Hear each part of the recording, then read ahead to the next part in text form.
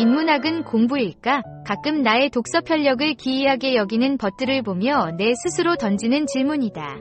사실 철학, 역사, 문화 등을 인문학의 영역이라고 한다면 회사를 다니는 사람들에게는 분명 손쉽게 다가설 수 있는 영역은 아닐 것이다. 여럿이 모여 기호화 문자로 논리를 세워 무언가를 만들어 작동시키고 그런 일들을 제 시간에 해내는 방법에 골몰하는 우리네 정서상 인문학과 독서가 주제로 올라온다는 것은 깨름칙하고 이물감이 생기는 일일지도 모르겠다. 어쨌거나 최근 들어서는 이런 생각이 든다. 뭔고하니 내가 철학과 역사, 문화를 탐독했던 지난 시간에 영어 공부를 했다면 어떻게 되었을까 하는 생각 말이다. 이럴 때 나는 틀림없는 샐러리맨이다. 회사 생활과 양립하기 힘들 것 같은 이 팽팽한 긴장은 이제 와서 보면 일종의 반항이기도 했고 일종의 도피이기도 했으며 일종의 타협이기도 했다. 무슨 책을 읽을까? 이것만큼 어리석은 질문도 없지만 대부분의 사람들은 여기서 주저한다. 그러다 보니 사람들이 많이 모인 곳에 눈길이 쏠리고 베스트셀러가 생겨난다. 책을 소개해주는 TV 프로그램도 있었다. 내 경우에는 베스트셀러를 의도적으로 피해간다. 설령 내 관심 분야이고 꼭 읽고 싶어도 그 책이 베스트셀러로 등극되어 있는 시절에는 그 책을 결코 읽지 않는다는 것이 내 원칙이다. 이유는 이렇다. 사람이 자기 인생을 살면서 자기 정신생활을 풍족하게 하기 위해 읽는 것이 책인데 그것을 남들의 선택에 따라간다면 그야말로 소비자 인생밖에는 안 되는 것이다. 대부분의 베스트셀러가 상업적인 목적으로 기획된다는 사실을 알면 이런 생각은 고집으로 수준이 높아진다. 더군다나 내 독서의 영역을 인문학이라고 설정한 이상 내가 거기에 따라가야 할 이유가 없는 것이다. 하여 내가 사서 읽는 책은 거의 일정한 패턴을 그린다. 통계를 내본 적은 없지만 아마 대충 이런 분포를 그릴 것이다. 철학 10, 역사 20, 정치, 사회, 시사 20, 문학 10, 자연과학 10, 뉴에이지 20, 기타 10. 남들이 궁금해하는 부분은 아마 뉴에이지일 것이다. 여기에는 초고대사, 미스테리, 심령학, UFO 등등의 남다른 취미생활이 얽혀있는 부분이다. 어쨌거나 자기 주관을 가지고 꾸준히 연구하거나 이력을 쌓는 독서가 진짜 독서고 교양이라는 것이 내 생각이다.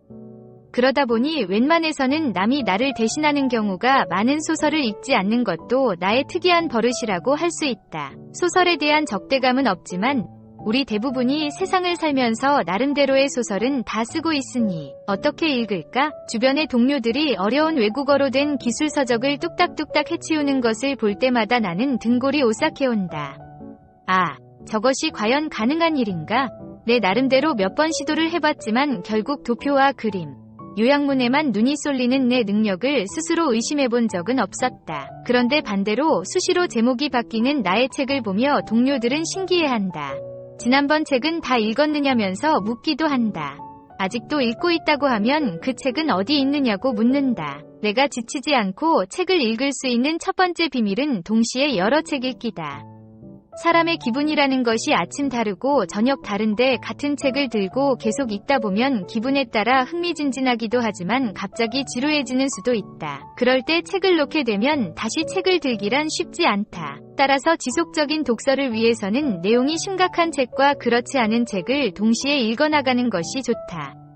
내 경우에는 때때로 종류가 완전히 다른 4가지 책을 한꺼번에 읽기 시작하는 경우도 있다. 규칙 없다.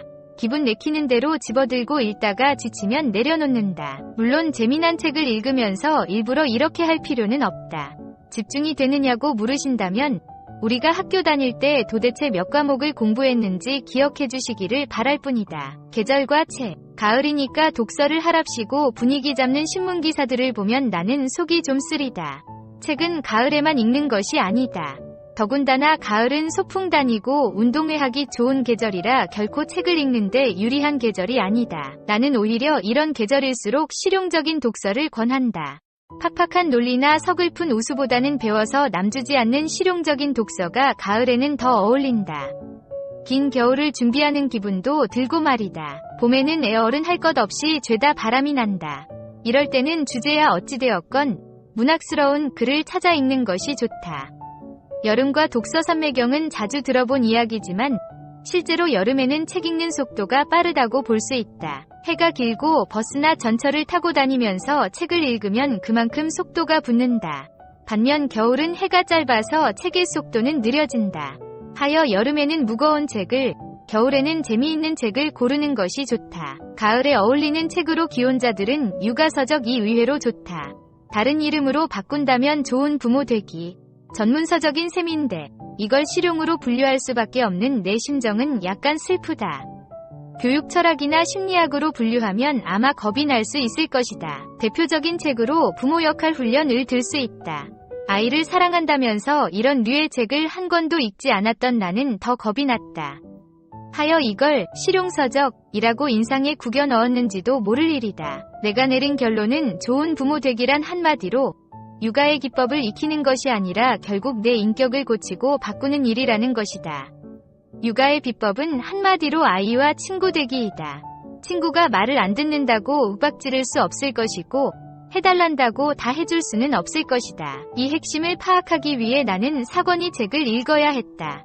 역시 기법보다는 원리가 중요한 것이다. 원리를 모른 채 사용하는 기법은 그야말로 책을 읽고 나서 책을 읽고 서평을 쓰는 심성은 아무에게나 있는 것이 아니다. 그것은 자기 사랑이고 일종의 인류애다. 지혜의 나무는 남들이 이미 밝혀놓은 것들을 고마워하고 때로는 나도 그 한 부분이 되어 한마디 던지는 지극히 작은 실천으로 자라난다. 글을 배우고 글을 읽고 쓰는 것이 보편화된 지금 과연 우리는 인류사에 보기 드문 이 행운을 누리는 것에 대해 진심으로 고마운 마음을 가지고 있는 것일까? 역시 내 스스로에게 물어보아도 시원한 대답은 나오지 않는다. 나도 가끔 서평을 쓰긴 하지만 모든 책에 대해 그렇게는 못한다. 더군다나 글이라고는 1년 내내 편지 한 장 쓸 여유가 없는 사람들에게 서평은 무리다. 차라리 책을 읽고 나서 차 한 잔에 또는 술 한 잔에 곁들여 책의 내용을 동료들과 나누면 어떨까? 그렇게 떠들다 보면 자기도 몰랐던 책의 주제를 의식할 수도 있고 책의 줄거리를 정리할 수도 있으며 때로는 부실했던 독서를 만회하기 위해 그 책을 다시 들 계기를 마련할 수도 있다. 술자리에서 공장 이야기 하지 말자고 해놓고 어린 나이에 담배 배운 이야기, 술 마시고 주정 부린 이야기, 군대에서 축구한 이야기 하는 것보단 한 권의 책 이야기는 어떨까? 너무 썰렁한가? 내가 보기엔 연예인 험담보다는 일단 해보시라. 만화책도 괜찮다. 더 재미있다. 책이 느낌을 주었을 때는 정성을 들여 서평을 쓰면 느낌은 더욱 오래간다.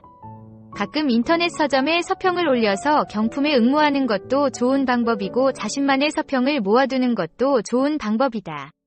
언젠가 인터넷 서점에서 수백 편의 서평을 정리해 아이들에게 물려줄 거라 다짐하고 실천하는 어느 회사원 아저씨의 사례를 보았던 때 느꼈던 서늘한 느낌.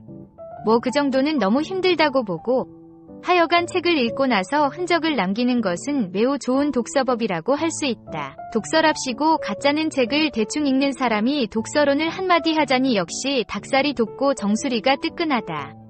그러나 우리네 삶이 팍팍하다는 것은 같은 회사 다니는 사람으로서 확신하는 바 이걸 좀 촉촉하게 바꾸는 방법 중 하나가 독서라는 것에는 이의를 달 사람이 없을 것이다. 기왕에 독서를 한다면 남이 책 읽는 방법을 참조하는 것도 크게 나쁘지는 않을 것이다.